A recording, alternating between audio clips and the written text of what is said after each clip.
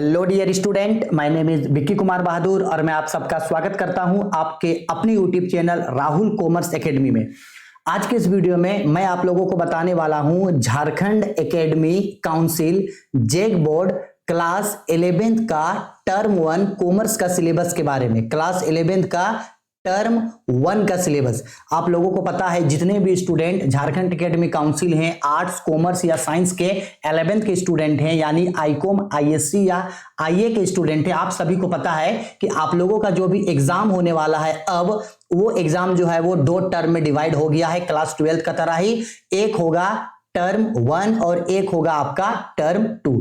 तो ये जो आपका टर्म 1 है, इस टर्म 1 का एग्जाम जो है वो नवंबर दिसंबर यानी नवंबर दिसंबर में टर्म 1 का एग्जाम होगा। ऐसे में बहुत सारे स्टूडेंट इस कंफ्यूजन में हैं कि उन लोगों को एग्जैक्ट अपना सिलेबस नहीं पता। मैं आज आप लोगों को कॉमर्स का class 11 Jharkhand academy council JAC board class 11 का टर्म 1 का प्रॉपर सिलेबस आप लोगों को बताने वाला हूं कि आप लोगों को टर्म 1 के लिए कौन सा सिलेबस आप लोगों को पढ़ना है, कौन कौन सा सब्जेक्ट का कौन सा सिलेबस है जो टर्म 1 पे पढ़ना है। सिलेबस के साथ साथ मैं आप लोगों को गाइड करूंगा कि टर्म 1 के लिए आप लोग स्पेशल कौन सा बुक लीजिएगा जिससे टर्म 1 का तैयारी बहुत अच्छे तरीके से हो जाए और एग्जाम में आप 90% प्लस स्कोर कर सको। और तीसरा, टर्म 1 के लिए प्रीवियस ईयर्स का मॉडल पेपर जो है वो क्यों पढ़ना चाहिए या नहीं पढ़ना चाहिए, और झारखंड एकेडमी काउंसिल क्लास 11 का मॉडल पेपर को कब रिलीज करेगा। तो इस वीडियो में मैं आपको सिलेबस तो बताऊंगा ही, लेकिन सिलेबस के अलावे आप लोगों को एग्जाम का तैयारी किस तरीके से करना है, कहां से पढ़ना है, कौन सा बेस्ट बुक आप लोगों को पढ़ना है, एमसीक्यूज का तैयारी किस तरीके से करना है, सभी चीजों के बारे में मैं आपको बताने वाला हूं, जिससे एग्जाम में आप 90% से 80% टू 90% हर सब्जेक्ट में स्कोर कर सकते हैं। ठीक है, चलो तो समय नहीं गवाते हैं, जल्दी जल्दी स्टार्ट करते हैं। तो जैसा आप देख सकते हैं यहां पे स्क्रीन में, 1 मिनट थोड़ा इरेज कर लेते हैं।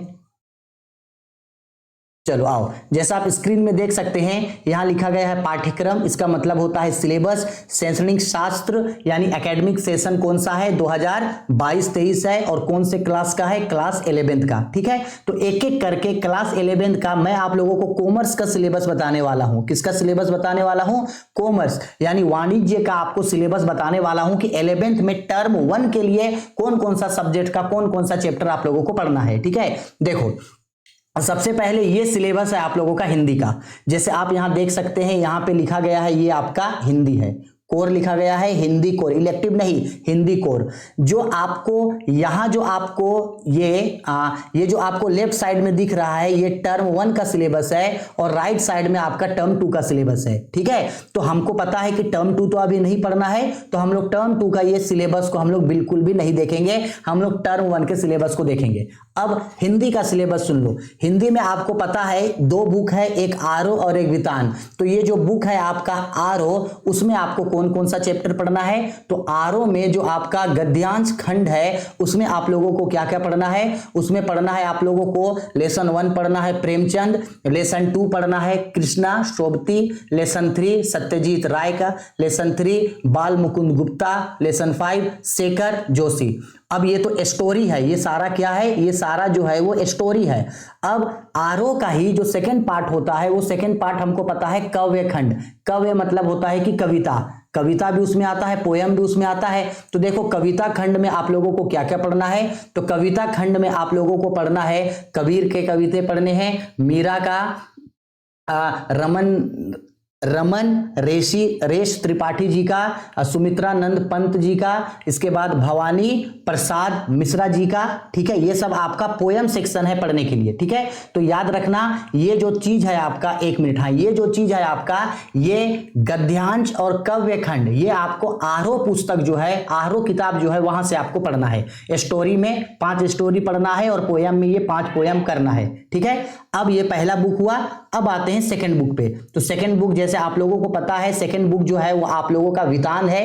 ठीक है, और वितान जो है ये पाठ्य पुस्तक है, इसमें कोई भी कविता जो है वो नहीं है। तो इसमें आप लोगों को क्या पढ़ना है, सबसे पहला आपको पढ़ना है भारतीय गायिकाओं के बेजोड़ यानी लता मंगेशकर जी के बारे में पढ़ना है, राजस्थान की रजत बूंदे, इनके बारे में पढ़ना है। ठीक है, यही चीज आपको जो है, ये 2 चीज आपको जो है ये वितान चैप्टर से पढ़ के जाना है। ठीक है, हो गया। इसके बाद आप लोगों को थोड़ा सा एक तरीके से समझ लो कि ग्रामर। ठीक है, तो आप लोगों को ये सब जो है, अब आप लोगों को ग्रामर पढ़ के जाना है। ग्रामर का मतलब होता है व्याकरण। ग्रामर आप पढ़ के जाना है। ये सारा जो नीचे चीज है, ये सारा चीज आपका ग्रामर से रिलेटेड होगा। तो उसमें आप लोग को क्या क्या पढ़ना है?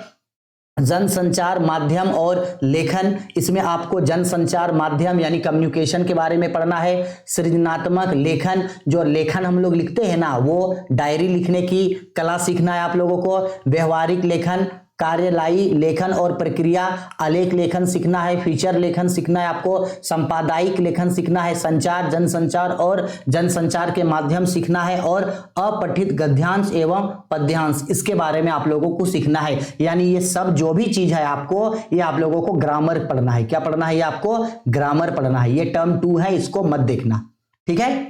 आगे समझ में। चलो, अब इलेक्टिव नहीं बताते हैं, क्योंकि बहुत लोगों का जो है कॉमर्स वालों का इलेक्टिव नहीं होता है, तो इलेक्टिव नहीं बता रहे। अब आगे बढ़ते हैं और इंपॉर्टेंट जो आप लोगों का मेन सब्जेक्ट है उसके ऊपर लेके आते हैं। तो सबसे पहले सिलेबस में देखो, थोड़ा आते हैं। हाँ, सिलेबस में देखो, सबसे पहले आप लोगों का इकोनॉमिक्स का सिलेबस दे रखा है। तो सबसे पहले इकोनॉमिक्स के बारे में बताते हैं। जैसे आप देख सकते हैं यहाँ पे लिखा गया है, ये आपका सब्जेक्ट क्या है? ये इकोनॉमिक्स है। सब्जेक्ट क्या है आपका? ये इकोनॉमिक्स। इकोनॉमिक्स मतलब है अर्थशास्त्र। तो राइट साइड में ये टर्म 2 का है। टर्म 2 का नहीं देखना, इसको हटा देते हैं अभी। टर्म 1 पे क्या क्या पढ़ना है? तो याद रखना, 11th का जो इकोनॉमिक्स है यानी अर्थशास्त्र है, उसका 2 पार्ट है, पार्ट ए और पार्ट बी। पार्ट ए को बोला जाता है अर्थशास्त्र में सांख्यिकी, और पार्ट बी का नाम है भारतीय अर्थव्यवस्था का विकास। तो पार्ट ए से आपको कौन कौन सा चैप्टर पढ़ना है? पार्ट ए से आपको लेसन 1 इंट्रोडक्शन यानी परिचय पढ़ना है। आंकड़ों का संग्रहण यानी कलेक्शन ऑफ डेटा पढ़ना है। आंकड़ों का संगठन यानी ऑर्गेनाइजेशन ऑफ डेटा पढ़ना है। आंकड़ों का प्रस्तुतिकरण यानी कि प्रेजेंटेशन ऑफ डेटा। ये 4 चैप्टर जो है आपको पार्ट ए से करना है, ठीक है? अब पार्ट बी से आपको क्या क्या करना है? तो पार्ट बी में सबसे पहला लेसन स्वतंत्रता के पूर्व संध्या पर भारतीय अर्थव्यवस्था यानी बिफोर इंडिपेंडेंस भारत का अर्थव्यवस्था किस तरीके से था। फिर भारतीय अर्थव्यवस्था 1950 से 1990 यानी स्वतंत्र प्राप्ति, और 1991 यानी नवीन आर्थिक नीति से पहले का भारत का अर्थव्यवस्था क्या था।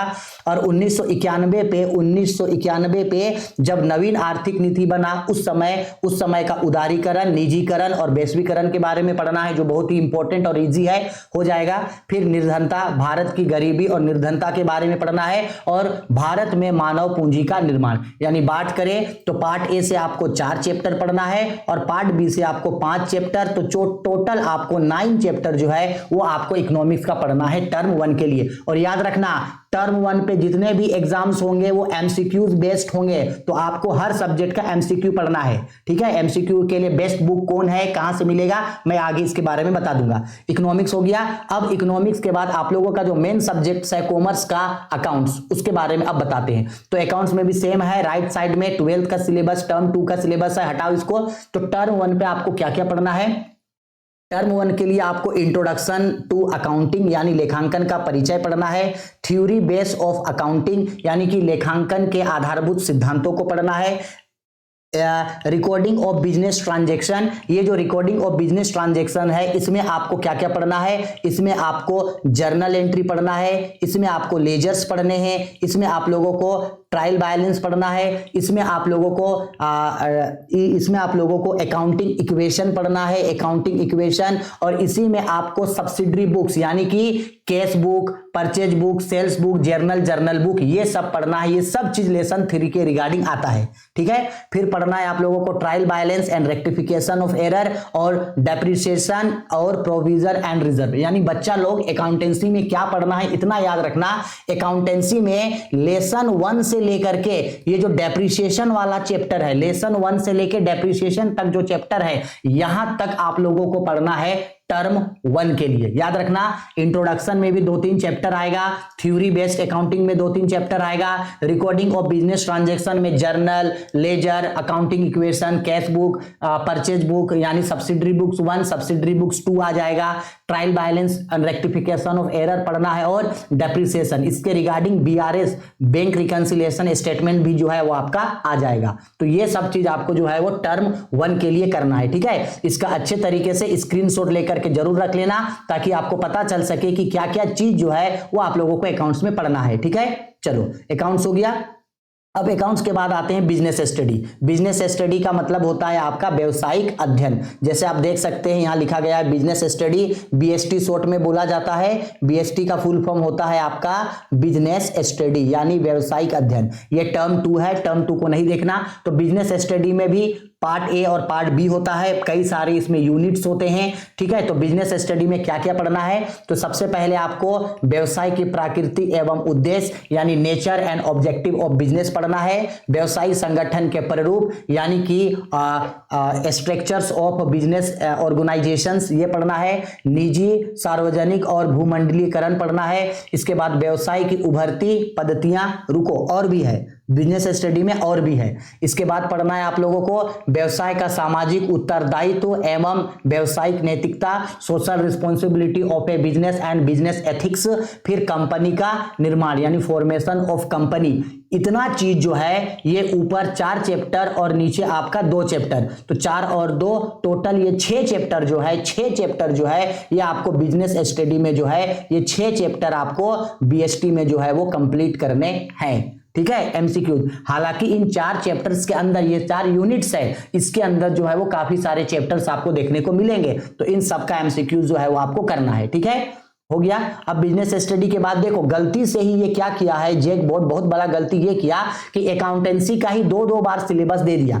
एक्चुअल में क्या था, अकाउंटेंसी के जगह इसको कमर्शियल अर्थमेटिक यानी सीएई वाणिज्यिक अंकगणित यानी कि कमर्शियल अर्थमेटिक का आपको सिलेबस देना था, लेकिन गलती से सीएई वाणिज्यिक अंकगणित का सिलेबस नहीं दिया। तो मैं बाद में आप लोगों को उसका सिलेबस जो है नेक्स्ट वीडियो में अपने बता दूंगा, ठीक है। अब आते हैं ईटीपी का सिलेबस। ईटीपी का सिलेबस काफी ज्यादा वास्ट है, काफी ज्यादा लंबा है, तो ये है ईटीपी। ईटीपी को बोला जाता है एंटरप्रेन्योरशिप। ईटीपी का मतलब होता है उद्यमिता, ठीक है। ये टर्म 2 का सिलेबस है, तो इसको हम लोग बिल्कुल नहीं देखेंगे। तो ये चैप्टर जो है वो आप लोगों को टर्म 1 के लिए, ईटीपी के लिए टर्म 1 के लिए करने हैं। तो कौन कौन सा चैप्टर है, देखो ईटीपी में आपको सबसे पहले एंटरप्रेन्योरशिप, उसका मीनिंग, कॉन्सेप्ट एंड फॉर्मेशन यानी लेसन 1 करना है। लेसन 2 करना है एंटरप्रेन्योरशिप, उसका meaning, concept and role of social economic environment. Lesson 3 में आपको पढ़ना है एंटरप्रेन्योरियल डेवलपमेंट प्रोग्राम, ये बहुत इंपॉर्टेंट है। लेसन 3 से पिछले बार भी क्वेश्चन पूछा था, इस बार भी पूछेगा, ठीक है। Critical evaluations of entrepreneurial environment programme. इसके बाद आप लोगों को रोल्स ऑफ एंटरप्रेन्योरशिप, ये लेसन 5 के लिए पढ़ना है। लेसन 6 में role of entrepreneurship in balanced economic development, entrepreneurships prerequisite and human activities, innovations and entrepreneurial. इसके बाद business ethics and encouraging entrepreneurship values, attitude and motive. यानी ये टोटल कितना लेसन हो गया अब तक, टोटल आप लोगों का 9 लेसन, और यहां एक और लेसन डेवलपिंग एंटरप्रेन्योरियल मोटिवेशन। यानी बात करें तो इतना याद रख लो कि ईटीपी में जो है वो आप लोगों को टोटल, ईटीपी में जो है वो आप लोगों को टोटल 10 चैप्टर जो है वो ईटीपी में आप लोगों को करने होंगे टर्म 1 के लिए, ठीक है। हो गया ईटीपी भी। अब आते हैं इंग्लिश। ये आप लोगों का इंग्लिश कोर है, इंग्लिश इलेक्टिव नहीं, इंग्लिश कोर। ये टर्म 2 का है, हटा दो इसको। अब देखो इंग्लिश में आप लोगों को क्या क्या पढ़ना है, तो इंग्लिश में पहले मैं आप लोगों को कुछ चीजें इंग्लिश के लिए आप लोगों को जानना जरूरी है। तो पहले मैं आप लोगों को इंग्लिश के लिए वो चीज बताता हूं। देखो ये जो बेसिकली आप लोगों का जो इंग्लिश होगा, ये इंग्लिश आप लोगों का 2 तरीके का होगा। एक इंग्लिश में आप लोगों का ग्रामर होगा, इंग्लिश में क्या होगा आपका ग्रामर, और एक इंग्लिश में आप लोगों का बुक होगा, ठीक है। तो जो इंग्लिश का ये जो आपका बुक होगा, इंग्लिश में 2 बुक होता है। एक आप लोगों का होता है हॉर्नबिल, एक बुक क्या होगा हॉर्नबिल, और एक बुक होगा आप लोगों का स्नैपशॉट, ठीक है। तो ये तीनों तरीके से जो है वो एग्जाम में आप लोगों से क्वेश्चन टेली करेंगे। इंग्लिश में ग्रामर से भी क्वेश्चन पूछा जाएगा, इंग्लिश में हॉर्नबिल स्टोरी से भी क्वेश्चन पूछेगा, हॉर्नबिल बुक से, और स्नैपशॉट से भी जो है वो क्वेश्चन इंग्लिश में टेली करेगा। क्लियर है। तो आओ अब आप लोगों को सिलेबस बताते हैं। तो देखो ध्यान से देखना, इंग्लिश का सिलेबस को ध्यान से देखना। ये इंग्लिश है, रुको थोड़ा सा इसको एडजस्ट कर देते हैं। हाँ ये इंग्लिश है। तो देखो सबसे पहले ग्रामर, इंग्लिश में देखो ग्रामर में क्या क्या पूछेगा, ठीक है, अच्छा से याद रखना। ग्रामर से पहले ये देखो इंग्लिश में जो है यहां से यहां तक ये आपका राइटिंग सेक्शन है। कौन सा सेक्शन, राइटिंग सेक्शन में क्या क्या पढ़ना है, रीडिंग कॉम्प्रिहेंशन, यानी कि आपको एक पैसेज दे देगा, जैसे आपका क्लास 10th में था, एक पैसेज दे देगा और उस पैसेज से 5 से 6 क्वेश्चन आपको पूछेगा। इसके बाद एमसीक्यूज पूछेगा, नोट मेकिंग एंड समराइजेशन से, राइटिंग शॉर्ट्स एंड कॉम्प्रिहेंशन से, पर्सनल रिस्पॉन्स से, नोटिस पोस्टर मेकिंग और एडवर्टाइजमेंट, ये सारा चीज जो है वो एडवांस राइटिंग स्किल है, यहां से क्वेश्चन पूछेगा। फिर देखो ग्रामर में क्या क्या पढ़ना है, बहुत इंपॉर्टेंट चीज, इसको अच्छा से समझ लो कि एक्चुअल में आप लोगों को इंग्लिश ग्रामर में जो है वो क्या क्या चीज इंग्लिश ग्रामर में पढ़ना है। तो देखो इंग्लिश ग्रामर में आप लोगों को पढ़ना है, आप लोगों को डिटर्मिनेंट्स पढ़ना है, टेंस पढ़ना है, क्लाउजेस पढ़ना है, मॉडल्स पढ़ना है, active and passive voice structure, ये 5 चीजों जो है ये आप लोगों को ग्रामर सेक्शन के लिए करके रखना है। क्लियर है। अब इंग्लिश में बुक भी होता है, 2 बुक, एक होता है हॉर्नबिल और एक होता है स्नैपशॉट। तो देखो अब आते हैं बुक सेक्शन में कि हॉर्नबिल में बुक से क्या पूछता है। तो देखो बुक सबसे पहला जो टेक्स्ट बुक है आपका हॉर्नबिल, ये रहा हॉर्नबिल। हॉर्नबिल से कौन कौन सा चैप्टर पूछेगा आपको, तो बेसिकली हॉर्नबिल से पूछेगा the portrait of A lady, पिछले साल भी यहां से क्वेश्चन पूछा था, इस बार भी पूछेगा। We are not afraid to die if we can all be together, ये पूछता है। Discovering Tut, the saga continues और लैंडस्केप ऑफ सोल, ये जो है ये हॉर्नबिल का स्टोरी सेक्शन है। हॉर्नबिल का ये कौन सा सेक्शन है, हॉर्नबिल बुक का स्टोरी है। हॉर्नबिल पे 2 सेक्शन होता है, स्टोरी और पोयम सेक्शन। तो अब देखो हॉर्नबिल का ये हॉर्नबिल का पोएट्री सेक्शन यानी कि पोयम सेक्शन है। अब हॉर्नबिल पे देखो पोयम में क्या क्या पूछता है, तो हॉर्नबिल का जो पोयम है उसमें आप लोगों को पूछेगा पोयम से पूछेगा ए फोटोग्राफ, द लमरम टॉप और the voice of the rain. यानी बात करें कि जो हॉर्नबिल है उसमें से अगर टोटल का बात करें तो हॉर्नबिल पे आपका स्टोरी से 4 स्टोरी, जबकि पोयम से 3 पोयम जो है हॉर्नबिल चैप्टर से आपको हॉर्नबिल बुक से पूछेगा। ठीक है। एक और बुक होता है आपका, एक और बुक है जिसका नाम है आपका स्नैपशॉट। तो देखो स्नैपशॉट बुक से क्या क्या पूछेगा। स्नैपशॉट बुक जो है वो पूरा का पूरा स्टोरी होता है, इसमें किसी तरीके का कोई भी पोयम नहीं है। तो हॉर्नबिल से देखो आप लोगों स्नैपशॉट से आप लोगों को क्या क्या स्टोरी पूछेगा, the summer of a beautiful white horse, the address पूछेगा, रंगाज मैरिज पूछेगा। ठीक है। इसके बाद आप लोगों को एल्बर्ट आइंस्टाइन एट स्कूल पूछेगा।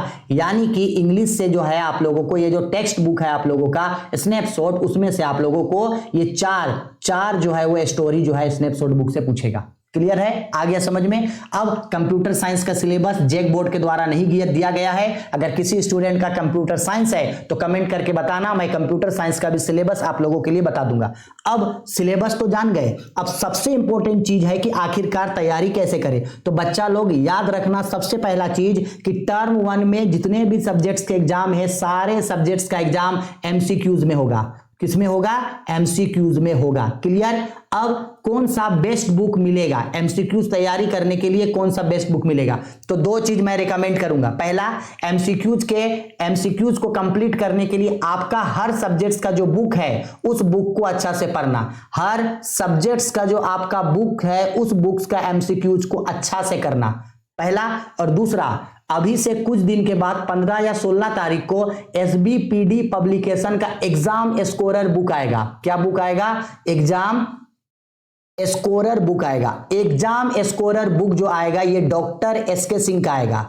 डॉक्टर एसके सिंह, एसबीपीडी पब्लिकेशन का डॉक्टर एसके सिंह का एग्जाम स्कोरर बुक जरूर लेना, क्योंकि एग्जाम स्कोरर बुक ऐसा बुक है जो बहुत ही ज्यादा सस्ता होगा और प्लस इस बुक में आपके सभी सब्जेक्ट्स के चैप्टर बाय चैप्टर एमसीक्यूज भी होंगे, प्लस प्रीवियस ईयर्स के क्वेश्चन पेपर भी होंगे, प्लस जेक जो क्वेश्चंस पूछा है वो भी होगा, प्लस मॉडल पेपर भी आप लोगों को प्रैक्टिस करने के लिए मिलेगा। और साथ ही साथ आप लोगों का जो सिलेबस है वो सिलेबस भी आप लोगों का जो है यहां पे कवर हो जाएगा। तो इतना सारा चीज जो है वो एग्जाम स्कोरर के बुक में होगा।